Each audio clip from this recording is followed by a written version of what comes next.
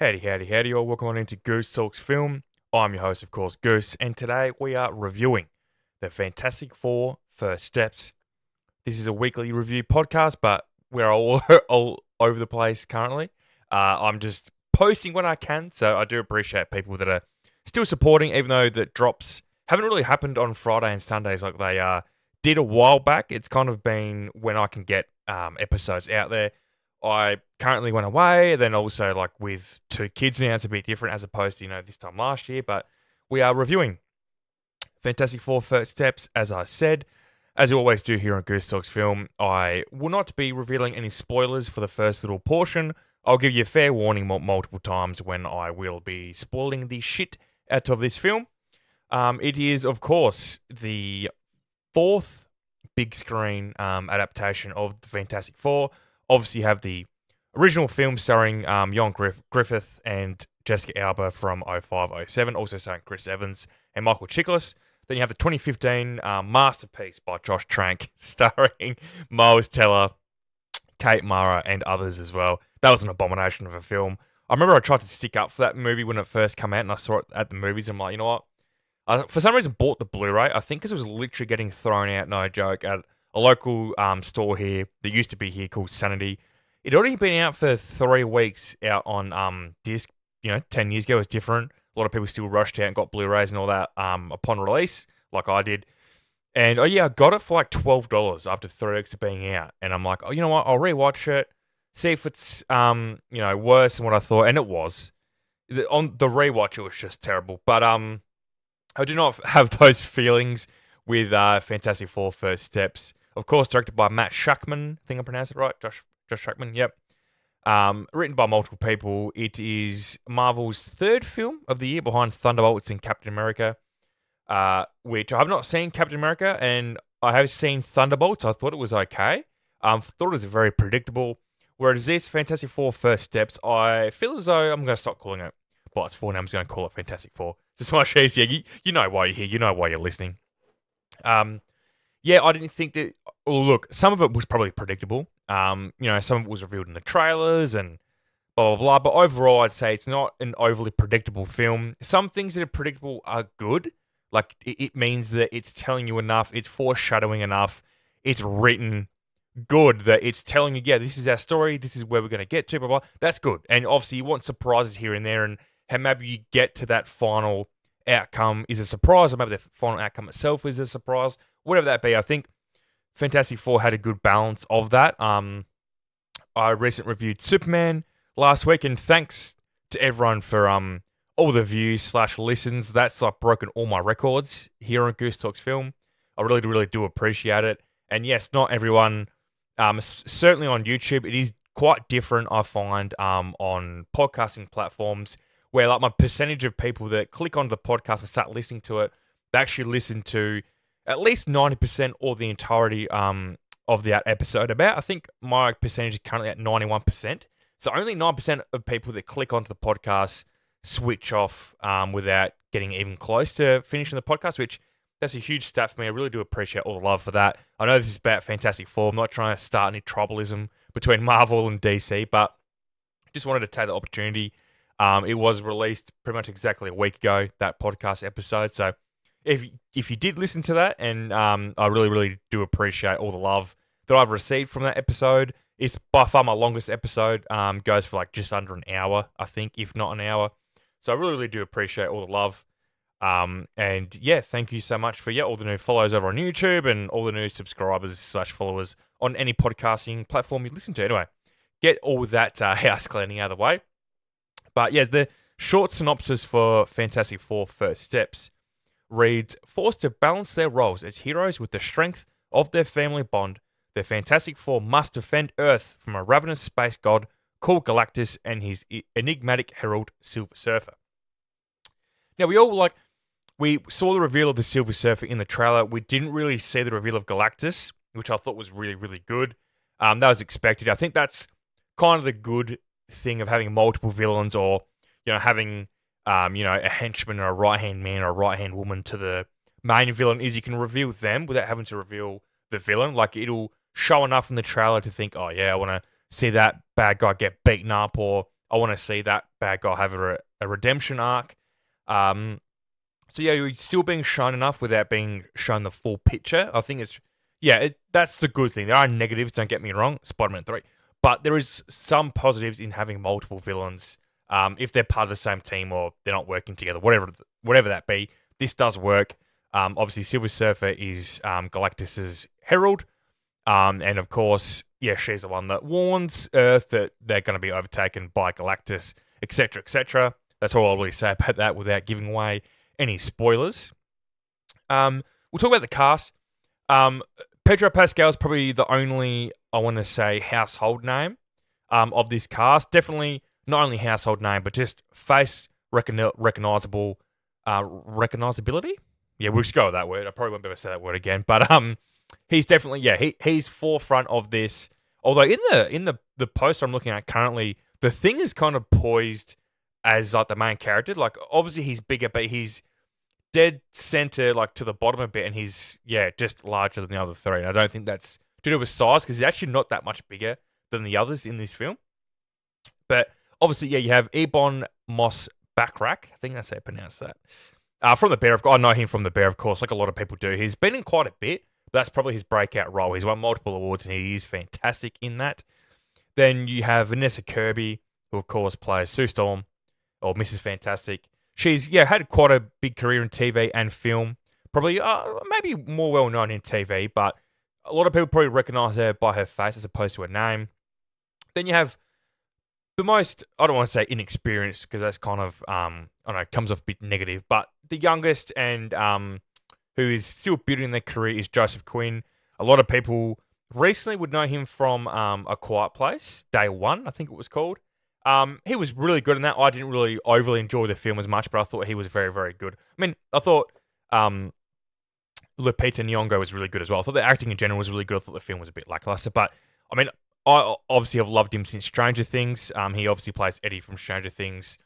That changed his career, that show, like it does with a lot of actors, and will do for this last season as well. Landing this role was huge for him. I mean, Johnny is a much beloved character. A lot of people love Chris Evans' performance as him. So Michael B. Jordan's not so much, but that whole movie was just garbage. And then you have Ralph Ineson, who voices also did the motion capture and the voice for Galactus. Incredible choice. I mean, he's not a household name, but he's quite popular in Britain, obviously being British himself. I know him from The Last Kingdom, but he's been in a lot of stuff. But he is quite a scene stealer. I think he actually, when he was younger, he was in From Hell, which is the Johnny Depp Jack the Ripper movie, which I love. So I've known of him for quite a while. You have Natasha Lyonne. She's been in a lot of stuff, but a lot of people love her and know her from Orange is the New Black. You have Julia Garner, who's become huge, obviously from Ozark, but also one of my favorite performances in horror last year. Maybe if not one of my favorite performances in general last year was Apartment 7A, the Rosemary's Baby prequel. I thought she was just amazing in that film. And I thought that she was good casting as Silver Surfer. At first, I thought, did they have to make her a woman? But then I was not educated enough that they have done the female version of Silver Surfer in the comics. Me, myself, I would call myself a Marvel fan in terms of the comics. I am a DC guy through and through. I grew up reading DC, watching all the DC movies and shows. But I also did with Marvel, but I always just kind of went towards DC more, with Jonah Hex being my favorite comic book character of all time and being from DC. And a lot of my top 5 would be filled out by either Dark Horse DC. I think probably Daredevil would be the only Marvel character in my top 5 in terms of comic book characters from the comics. I mean, reading the comics, you know what I mean? So and then you have Paul Walter Hauser plays, I think he's a mole or something like that. Yeah, he's got a small little funny role. But again, without getting into spoilers, I think the casting was good. I think the casting of everyone was really good. I thought performances were all good. Pedro's Mr. Fantastic, for me, left a lot to be desired. It's not how I picture Reed Richards, aka Mr. Fantastic. I think, look, I'm not saying Jon Griffith's performance was amazing or like even better, but I thought the way that he balance his intelligence, and also, we see him and Jessica Alba kind of fall in love, blah, blah, blah. Well, that's already done in this. This is set 4 years after they get their powers and whatnot, which I think is great to not have origins. That it's briefly touched on, but we all know what happens with the Fantastic Four. It's a bit like Batman and Superman. We're kind of past seeing the origins, unless you're going to do something drastically different, which I would not recommend. It just defeats the purpose. Just do another character if you want to change the origins. But yeah, I think Pedro. A lot of people are saying his his character, his performance of the character was whiny and blah blah blah. Look, I don't want to use anything too negative. It didn't feel like Reed Richards to me. Like how he spoke and some of that comes to dialogue, obviously from the screenplay. So it's not all just on him, but it's how he carries himself and just the overall performance just didn't scream Reed Richards. I think the performance within itself was quite good, but as Reed Richards, it didn't hit for me, unfortunately. And I don't want to jump on the Pedro Pascal hate train. That's just not what I'm doing. I'm just looking at the individual performances and how they fit into the bigger picture of the film. Like I said, the performance was good. It's just Reed Richards that just wasn't it for me, unfortunately. I think Vanessa Kirby's Sue Storm, again, didn't scream Sue Storm to me, but I thought that it was close enough to fit the picture. Johnny and The Thing, I thought were great. Like that, those were those two characters to me. I think they were, I wouldn't say they're flawless, but maybe flawless in terms of them being the characters and doing their own twist on the character without it shying too far away from the source material, which I think is what Pedro did, along with the writing as well. Like I said, it's not just all him. But in terms of performances, I didn't think there was a shitty performance in this film at all. I think the great casting overall, Pedro's not who I would have cast, but like I said, he doesn't ruin the film by any stretch of the imagination. Thought the best part of this film, and I'm not saying that visual effects, make movies better or worse and they're the be-all, end-all, but the highlight of this film, I think the best thing was definitely the visual effects. That includes how Galactus is shown on screen and the whole perspective of him as opposed to everyone else, like Silver Surfer and whatnot. The action scenes were quite good. There wasn't heaps of action scenes, but I think of what they did show, I thought it was enough to keep me intrigued for most. I was probably bored in a few parts here and there, but I thought the visuals were great. I thought the Thing looks as good as the Thing can do, can look. I'm trying to speak English here. I think the Thing looked really, really good. It's CGI. I think CGI is a better choice than practical for the Thing, as opposed to Baraka and Mortal Kombat. I think practical effects / makeup is a much better choice than CGI for Baraka. But the Thing, I think CGI is the way to go for sure. Certainly, we have a budget of $200 million plus, which this film did have. But yeah, that's probably all for the spoiler-free territory. So this is your warning. As we will jump into the full synopsis and everything that will happen, and it will be spoiled through the arsehole. So if you don't want this movie spoiled, pause it here, go watch the film, come back, listen to it, see if you agree with my opinions and whatnot, and let me know if you do or you don't. Okay, so that is your spoiler warning. So yes, as we always do here on Goose Talks Film, I do read the full plot synopsis with spoilers riddled all the way through. So please bear with me. It's quite a chunky boy. It's not too big, but please bear with me. In 1960, on Earth 828, astronauts Reed Richards, Sue Storm, Ben Grimm, and Johnny Storm embarked on a mission into outer space, during which they gained superhuman abilities from exposure to cosmic rays. Upon returning to Earth, they became the superhero team known as the Fantastic Four. 4 years later, the Fantastic Four have become celebrities and are regarded as the world's protectors, engaging in philanthropic diplomatic efforts through the Future Foundation. During a family dinner, Reed and Sue revealed to Ben and Johnny that they are expecting a child. A few months later, the Silver Surfer appears and announces to the people of Earth that their planet has been marked for destruction by a cosmic being known as Galactus. Reed studies numerous anomalies involving the disappearance of planets that confirm the Surfer's claims. and the team decides to try and negotiate Earth's fate with Galactus. Tracking the Silver Surfer's energy signature, the team uses faster-than-light travel to reach a distant star system. Upon arrival, a nearby planet is destroyed by Galactus, and the team is captured. They meet Galactus, who explains his insatiable hunger has driven him to consume worlds for eons. He senses that Reed and Sue's unborn son possesses immense cosmic power that could free him of this hunger. Galactus offers to spare Earth in exchange for the child and causes Sue to go into labor. The team refuses and escapes through a black hole, delaying their pursuers. During the return journey, Sue gives birth to her son, Franklin. The Fantastic Four return to Earth, and Reed reveals the details of their encounter during a press conference. Their decision to save one child over billions leads to public outcry, with many calling for Franklin to be sacrificed. Based on his interactions with the Silver Surfer and deep space transmissions Reed received from her planet and others Galactus has destroyed, Johnny begins deciphering the Surfer's native language.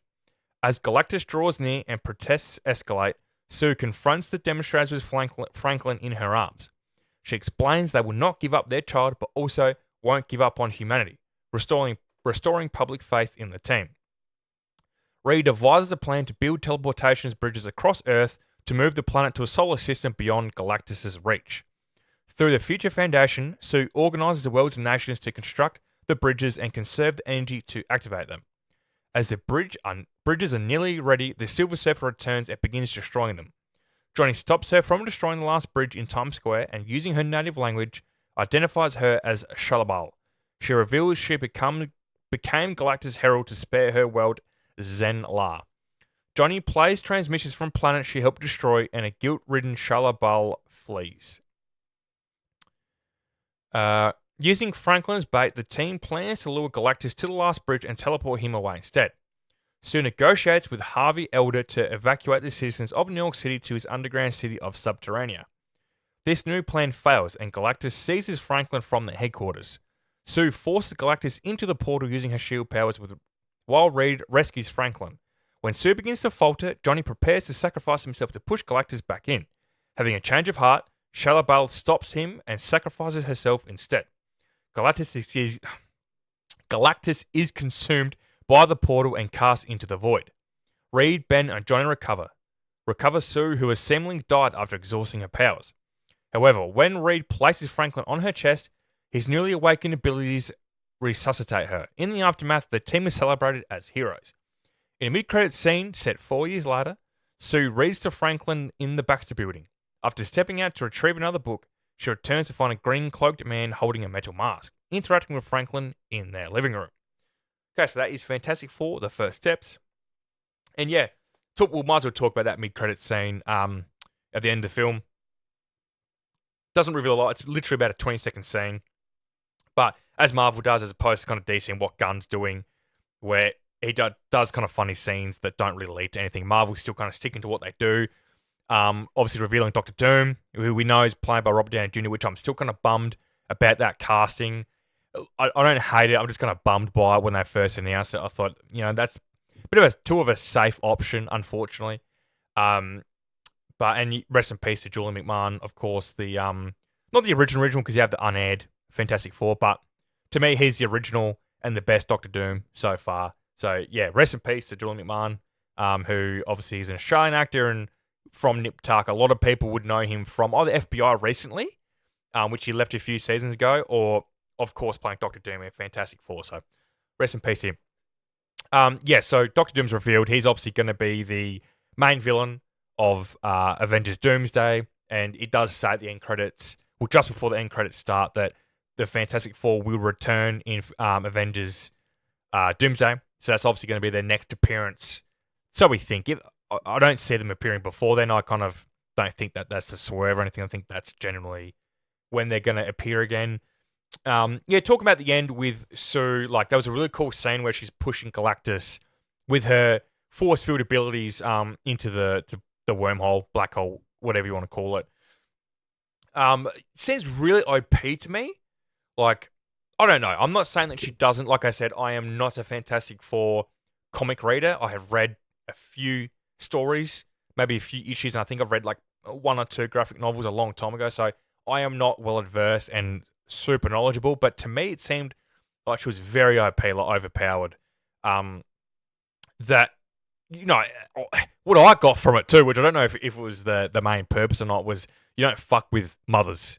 When you're trying to take their kid or whatever, mothers would just, and in real life, like they have some serious strength in terms of everything, mental, physical, whatever it is, when it them being postpartum. So yeah, I still think it was a bit OP, but it was a cool scene. It was really cool. Like to push someone like Galactus, who is obviously so big, but not only so big, so strong. But the motherfucker like eats planets, like he devours planets. Like that's where he gets his energy from. And for her to be able to force you push him with a bit of help from the others, not a lot of help to be honest. Like Thing kind of fucks up his balance, and Johnny's trying, and he's going to sacrifice himself, and that was.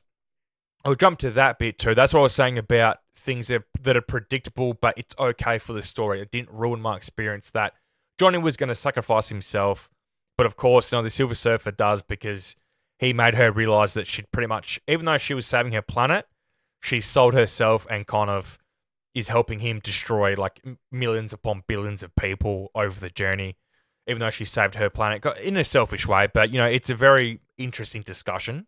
The same as like the discussion of, would you give up your own baby to save millions and or billions of people? It's an interesting question. I think the movie kind of handles that really well, handles the question and kind of the answer really well.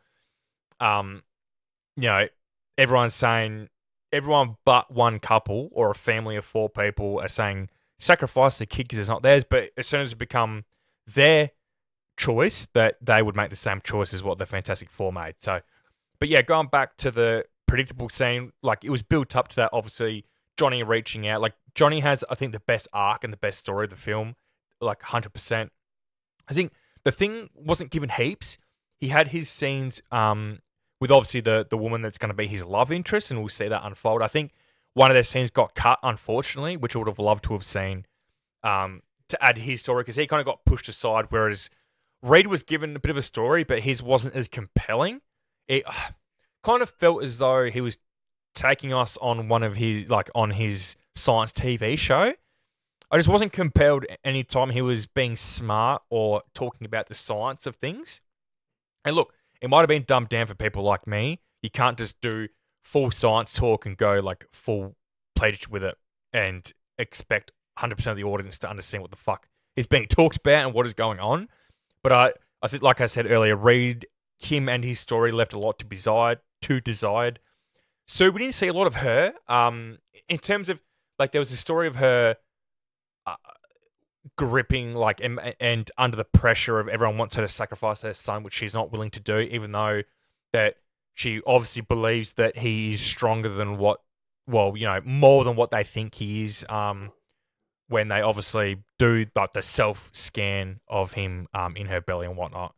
So yeah, other than her being a mum and doing that amazing speech, that was one of the best scenes of the film, was when she's doing the speech to the creative people about choice and being family and her upbringing, her and Johnny's upbringing. I thought that was really, really good.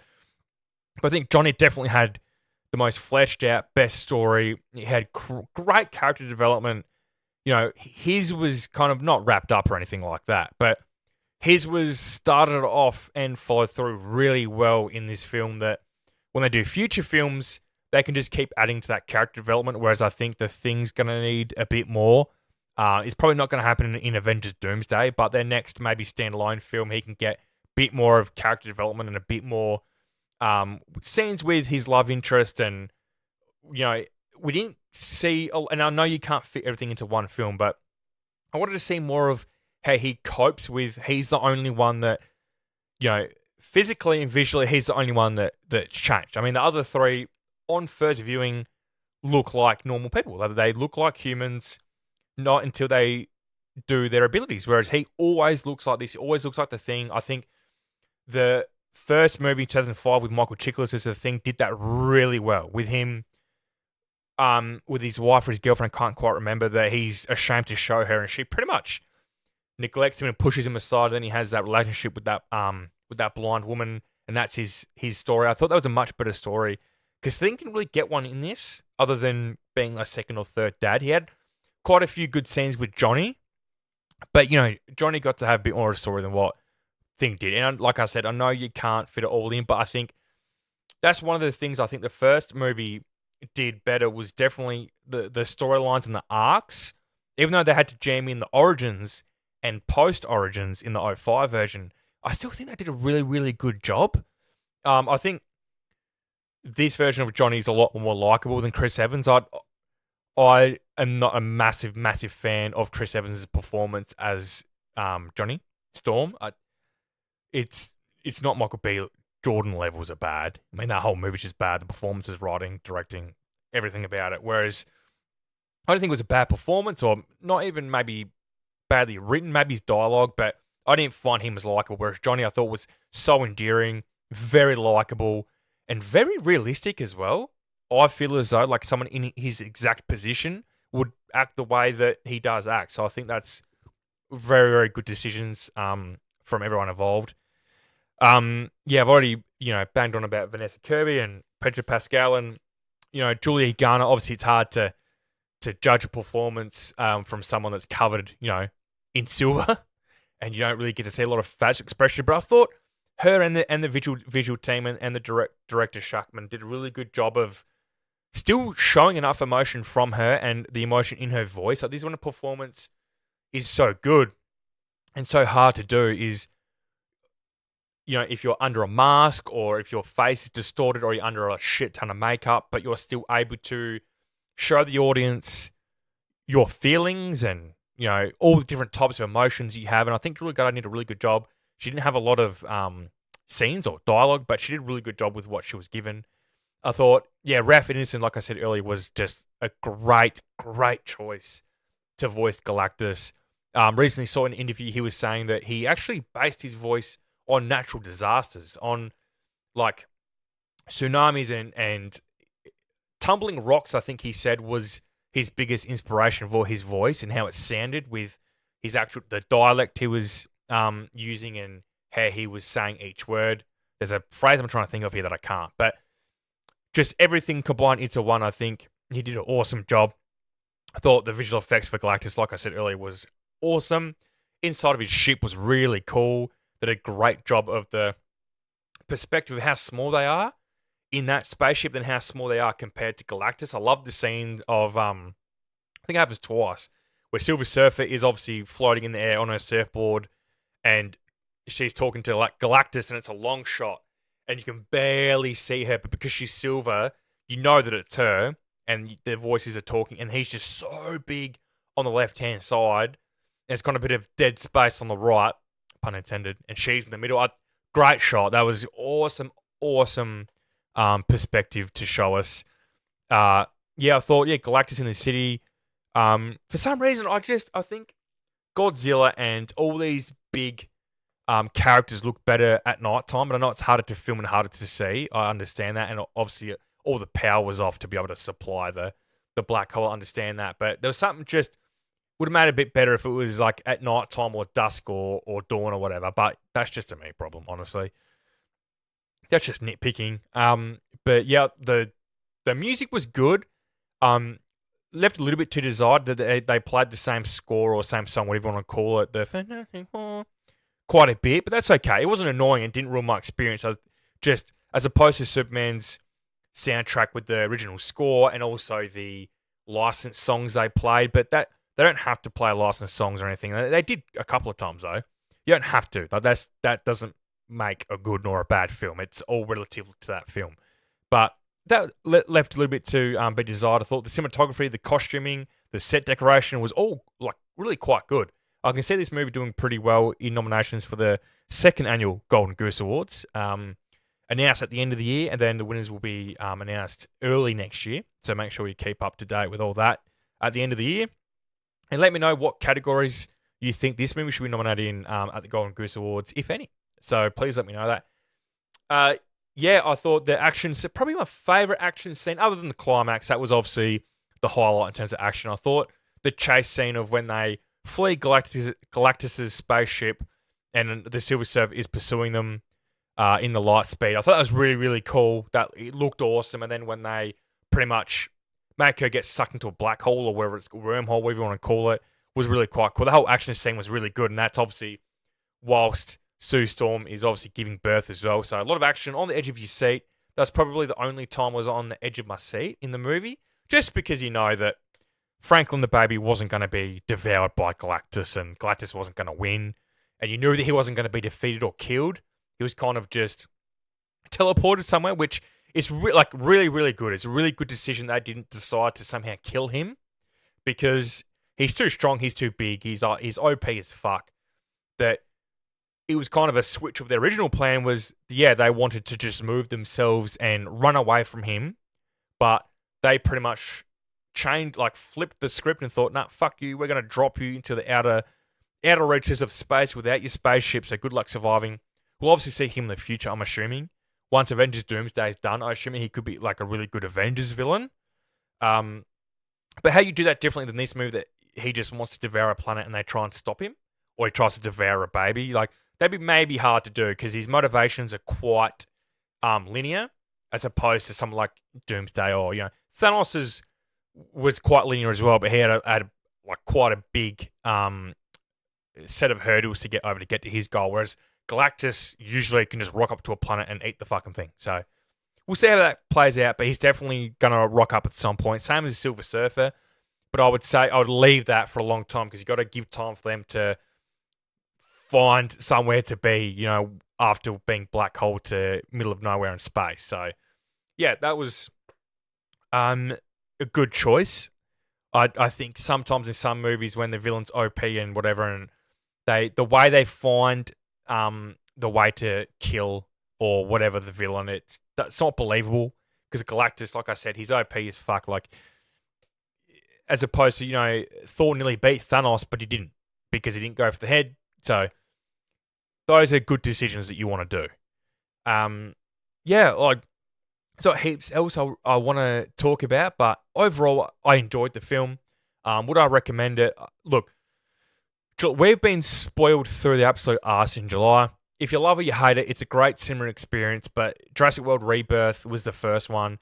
Then we had Superman, which I can guarantee you is already going to be in the top 5 favourite films of 2025 for me, for sure. If this makes it, probably not. I don't know. But, excuse me.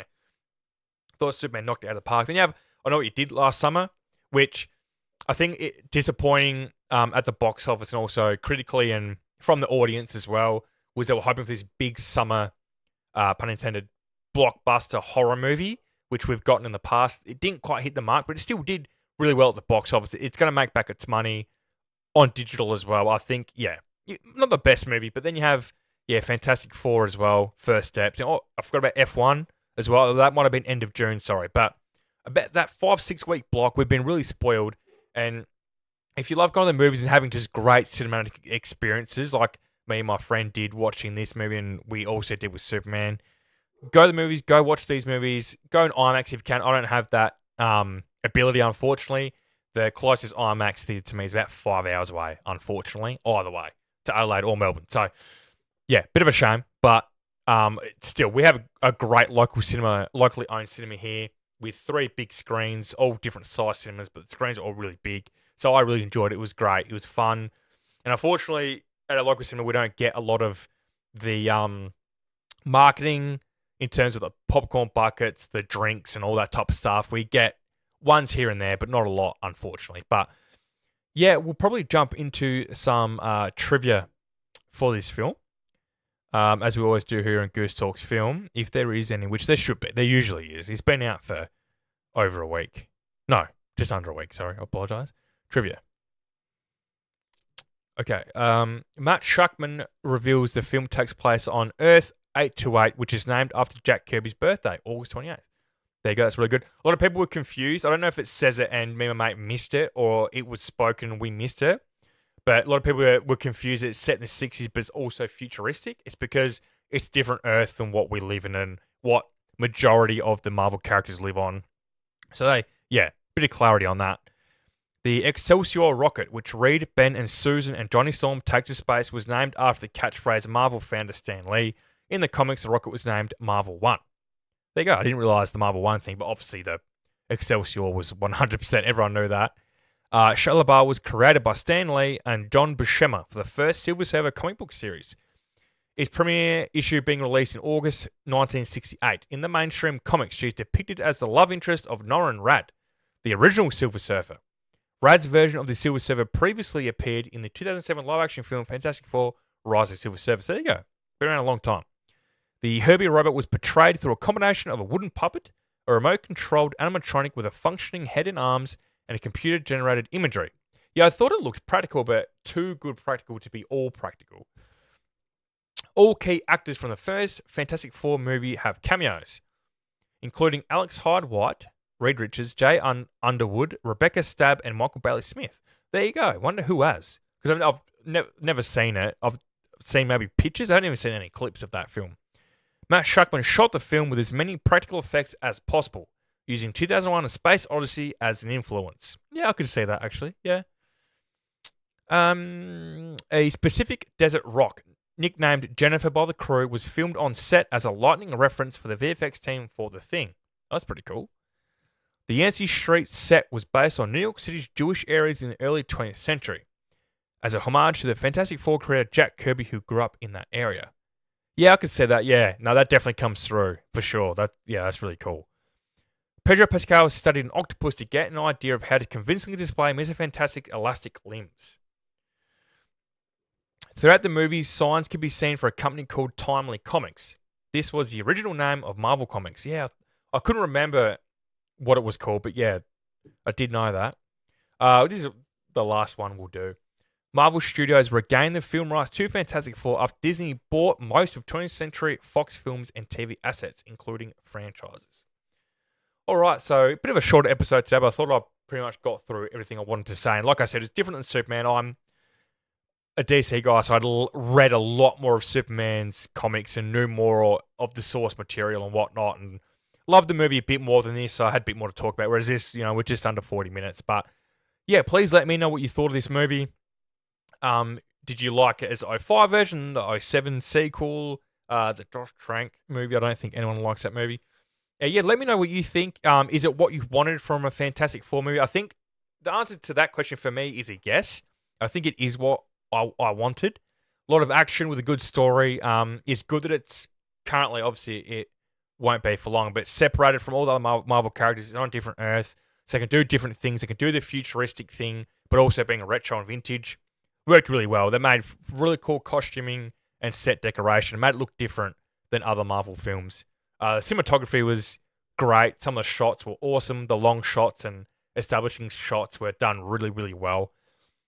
So yeah, please let me know, either from a comment here on YouTube if you're watching the video version. If you're listening to this version, please let me know, either with a DM or a review. Or I think you can do comments on Buzzsprout, which is my hosting provider.